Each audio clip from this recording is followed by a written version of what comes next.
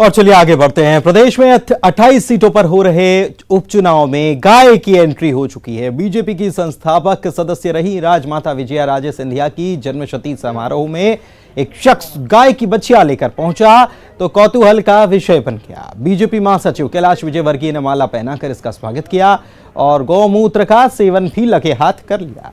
कहा कि सुबह गाय के दर्शन करने से लक्ष्मी घर में आती हैं। कैलाश विजयवर्गीय ने कहा है कि सुबह सुबह गाय के दर्शन हो जाएं तो घर में लक्ष्मी का प्रवेश होता है और इसीलिए गाय की सेवा करनी चाहिए। उन्होंने कार से उतारकर इस बच्चिया को दुलारा और उसके पैर भी छुए और उसे गुड़ भी खिलाया। ये अच्छी बात है तो, और गाय तो सुबह सुबह दर्शन करना ऐसा माना जाता है कि सुबह सुबह अगर गाय के दर्शन हो जाते हैं तो लक्ष्मी घर पे आती है। आप लोग घर में भी लक्ष्मी आएगी, आप लोगों ने भी दर्शन किए।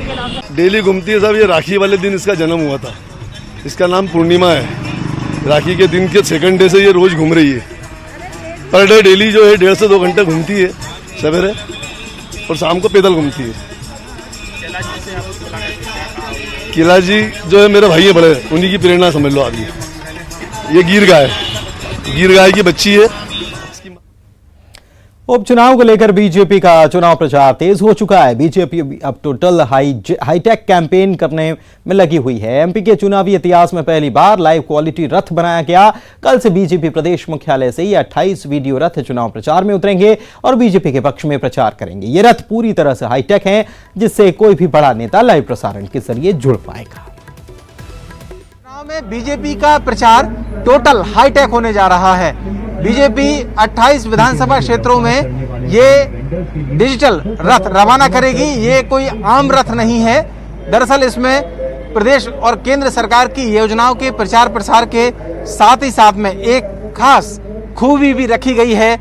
ये रथ जहां भी खड़ा होगा वहां ऑन एयर लाइव प्रसारण से जुड़ सकता है। ये संभवतः बीजेपी के मध्य प्रदेश के चुनावी इतिहास में पहली बार होने जा रहा है कि इस तरीके के रथ बनाए गए हैं जहां से कोई भी बड़ा नेता, कोई भी बड़ा प्रत्याशी सीधे लाइव जुड़ सकता है। हम आपको अंदर भी दिखाएंगे कि इसमें आखिरकार किस तरीके की जो टेक्नोलॉजी है उसका इस्तेमाल किया गया है। और इसी के साथ इस बुलेटिन में फिलहाल इतना। नमस्कार।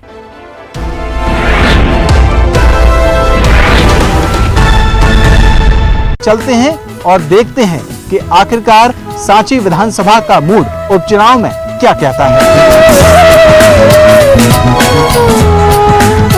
तो बाद ना जो देना वोट डरते हैं तो हम बता फूलवारों भी धरो रहे और पंजाबारों भी की किस्मत में हुई है तो जीतेगा। दोबारा से वोट देना है, ये जानकारी है आपको कि नहीं? हाँ साहब, जानकारी तो है, लेकिन अभी ये कूद नहीं पड़ पा रहा कि किसको वोट दें, किसकी सरकार अपना साथ देगी।